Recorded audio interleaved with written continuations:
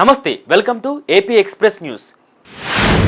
అంబేద్కర్ కోనసీమ జిల్లా అమలాపురంలో డీఎస్పీ కార్యాలయాన్ని ఏలూరు రేంజ్ ఐజీ అశోక్ కుమార్ ప్రారంభించారు. సంచలనం రేపిన ఏఈ నూకరాజు ఫ్యామిలీ సూసైడ్ ఘటనపై స్పందించిన ఐజీ అశోక్ కుమార్ నిందితుడు సాదిక్ ను ప్రశ్నిస్తూ అన్ని కోణాల్లో దర్యాప్తు చేస్తున్నామని, నూకరాజు కుమార్తె సౌజన్య రాసిన చివరి లేఖను కూడా పరిగణలోకి తీసుకున్నామన్నారు.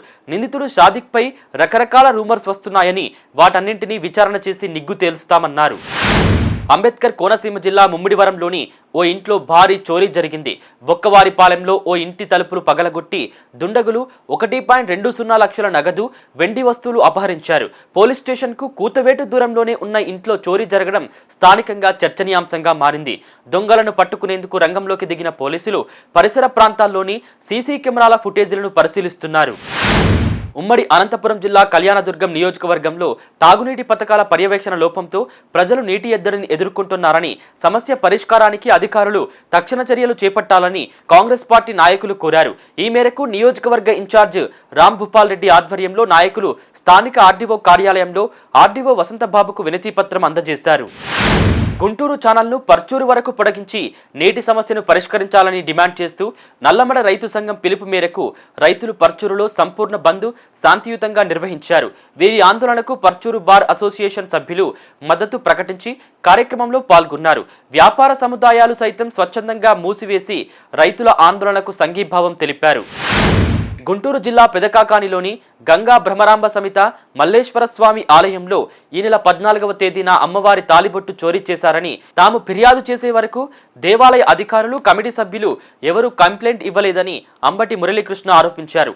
ఆ విషయంపై విచారణ చేయాలని కలెక్టర్, ఎస్పీ కార్యాలయాల్లో ఫిర్యాదు చేశామన్నారు.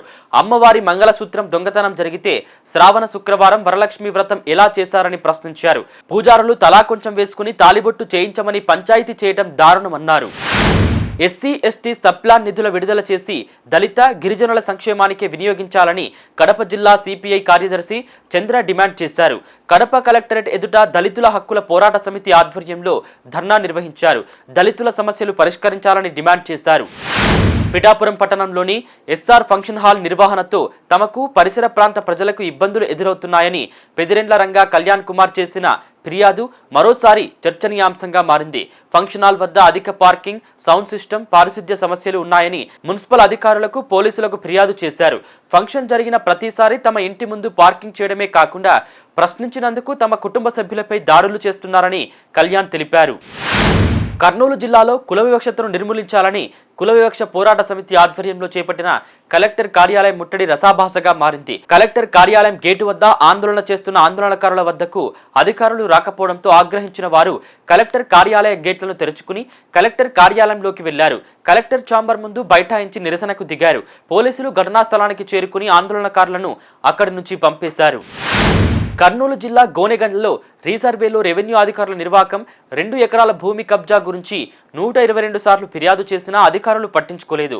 ఆర్ఓఆర్ కేసులో ఉందని అధికారులు కాలక్షేపం చేస్తున్నారు. రైతు అనుమతి లేకుండా రిజిస్ట్రేషన్ చేశారు సబ్ రిజిస్ట్రార్. ఏడాది నుండి రెవెన్యూ ఆఫీస్ చుట్టూ తిరుగుతున్నా ఫలితం లేదని రైతు ఆవేదన వ్యక్తం చేశారు. మాజీ మంత్రి కటారి ఈశ్వర్ కుమార్ కు గుడివాడ ముస్లిం పెద్దలు బహిరంగంగా క్షమాపణలు చెప్పారు. షాదీఖానా నిర్మాణం, నిర్వహణకు సంబంధించిన అంశాలపై తనపై ఆరోపణలు వచ్చిన నేపథ్యంలో తన అభ్యంతరాలను చట్టబద్ధంగా వ్యక్తం చేయాల్సి వచ్చిందని మీడియా సమావేశంలో ఈశ్వర్ కుమార్ వెల్లడించారు.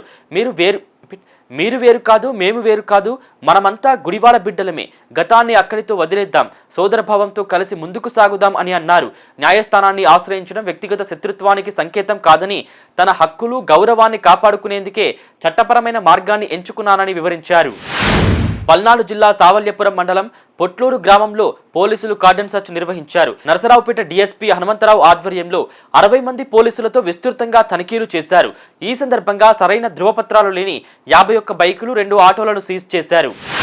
తిరుపతి జిల్లా నాయుడుపేట పట్టణంలో మున్సిపల్ కార్యాలయంలో మరణించిన 7 మంది మున్సిపల్ కార్మికుల కుటుంబాల వారికి ఒక్కొక్కరికి 2 లక్షల రూపాయల చొప్పున ఎక్స్గ్రేసియా చెక్కులను ఎమ్మెల్యే డాక్టర్ నెలవల విజయశ్రీ పంపిణీ చేశారు. మున్సిపల్ కమిషనర్ షేక్ ఫజలుల్లా ఆధ్వర్యంలో టీడీపీ పట్టణ అధ్యక్షులు షేక్ రఫీ అధ్యక్షతన మరణించిన పబ్లిక్ హెల్త్ వర్కర్ల కుటుంబాల వారికి చెక్కుల పంపిణీ కార్యక్రమం జరిగింది. సూళ్లూరుపేట ఎమ్మెల్యే విజయ, మాజీ ఎంపీ నెలవల సుబ్రహ్మణ్యం తదితరులు పాల్గొన్నారు. మాషల్లా ఎంటర్ప్రైజెస్ ద్వారా ఒక్కొక్కరి దగ్గర లక్షల్లో వసూలు చేశారని, దోపిడీ మొత్తం 100 కోట్లపైనే ఉంటుందని బాధితులు ఆరోపించారు. విజయవాడ ప్రెస్ క్లబ్లో నిర్వహించిన మీడియా సమావేశంలో వారు మాట్లాడుతూ మాయమాటలు చెప్పి తనను మోసగించి డబ్బు గుంజుకున్నారని ఆరోపించారు. మోసం చేసిన వాళ్ళ బ్యాంక్ అకౌంట్లు సీజ్ చేయకుండా మధ్యవర్తులు బాధితుల బ్యాంక్ అకౌంట్లు మాత్రమే సీజ్ చేస్తున్నారని, దీనివల్ల అనేక ఇబ్బందులకు గురవుతున్నారని ఆవేదన వ్యక్తం చేశారు. ఇంతవరకు ఒకరిపైనే ఎఫ్ఐఆర్ నమోదు చేశారని, మిగిలిన వారిపై ఎందుకు ఎఫ్ఐఆర్ చేయలేదని పోలీసులను ప్రశ్నించారు. ఉమ్మడి విశాఖపట్నం జిల్లా పెందుర్తి నియోజకవర్గం జీవీఎంసీ 88వ వార్డు నరవ గ్రామంలో జీవీఎంసీ నిధులు ₹1 కోటి నిర్మించిన రోడ్లు, కాలువల నిర్మాణ పనులను ఎమ్మెల్యే పంచకర్ల రమేష్ బాబు ప్రారంభించారు. అలాగే పారిశుద్ధ్యం కోసం మంజూరు చేసిన వాహనాలను కూడా ఆయన ప్రారంభించారు. ఈ సందర్భంగా మాట్లాడుతూ స్థానిక సంస్థల ఎన్నికల నాటికి మరిన్ని నిధులతో నరవ గ్రామాన్ని అన్ని విధాలా అభివృద్ధి చేస్తామని హామీ ఇచ్చారు. విజయనగరం జిల్లా సంతకవిటి మండలం రామాయపురం గ్రామానికి చెందిన ఎస్ చిరంజీవి అనే యువకుడు కలెక్టరేట్ పీజీఆర్ఎస్లో ఫిర్యాదు చేశారు. తన తండ్రి ఏడాది క్రితం చనిపోయారని, తల్లితో కలిసి కూరగాయల సాగు చేసుకుంటూ జీవనం సాగిస్తున్నామని తెలిపారు. గ్రామంలో బంగారం దొంగతనం జరిగిందంటూ కొందరు తమపై పోలీసులకు ఫిర్యాదు చేశారని అన్నారు. పశ్చిమ గోదావరి జిల్లా ఆకువీడు పోలీస్ స్టేషన్ పరిధిలో కలకలం రేపిన మహిళా హత్య కేసును పోలీసులు ఛేదించారు. ఉప్పుటేరు వంతెన సమీపంలో రహదారి పక్కన గుర్తు తెలియని మహిళా మృతదేహం లభ్యమైన ఘటనపై దర్యాప్తు చేపట్టిన పోలీసులు సీసీ ఫుటేజీలతో పాటు కీలక ఆధారాలను సేకరించి మృతురాలి భర్త ఉప్పల నారాయణరావే అసలు నిందితుడిగా గుర్తించి అరెస్టు చేశారు. పశ్చిమ గోదావరి జిల్లా ఆచంట మండలంలోని వల్లూరులో ప్రజా సమస్యల పరిష్కారమే లక్ష్యంగా కూటమి నేతలు పర్యటించారు. 2 ఏళ్ల పాలనపై విస్తృత ప్రచారం నిర్వహించారు. స్థానిక శాసనసభ్యులు మాజీ మంత్రి పీతాని సత్యనారాయణ ఆధ్వర్యంలో స్థానిక ప్రజల సమస్యలను అడిగి తెలుసుకున్నారు. ఇంటింటికి తిరిగి కరపత్రాలు పంపిణీ చేశారు.